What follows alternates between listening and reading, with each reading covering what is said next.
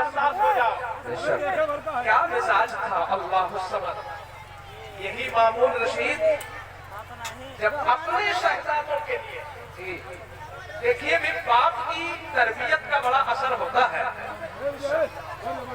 آپ چاہو کہ ہم ڈانٹ ڈانٹ کے صرف اپنے بچے کو تہجد گزار بنا دیں تو یہ خواب ہے آپ کا۔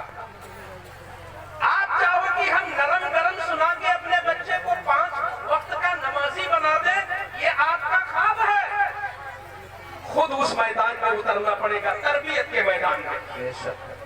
مامون رشید جس کو ہارون رشید نے وہ تربیت دی تھی کہ استاذ کا پیر دھو، جب انہوں نے اپنے بچوں کے لیے استاذ مقرر کیا سیدنا امام پھرہ اللہ الصمد، امام پھرہ جو وقت کے بہت بڑے قاری بھی ہیں اور وقت کے بہت بڑے امام النحو بھی ہیں، ان کو مقرر کیا کہ آپ میرے بچوں کو تعلیم دیں۔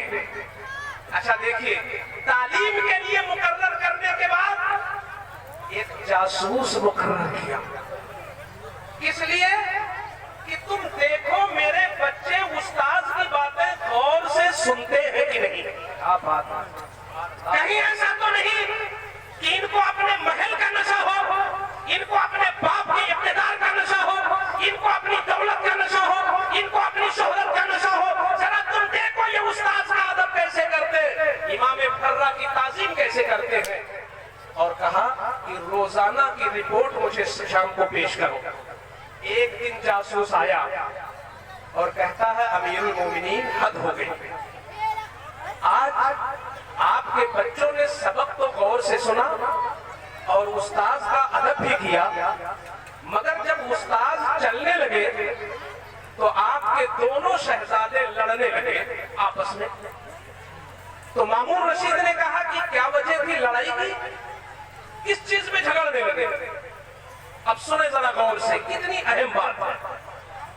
کیا علم کی ترقی تھی اس دور میں؟ جاسوس نے کہا کہ لڑنے اس بات میں لگے کہ دونوں شہزادوں میں سے ہر شہزادے نے کہا کہ استاذ کی جوتی ان کے پیر میں ہم ڈالیں گے۔ اس نے کہا ہم ڈالیں گے، اس نے کہا ہم ڈالیں گے،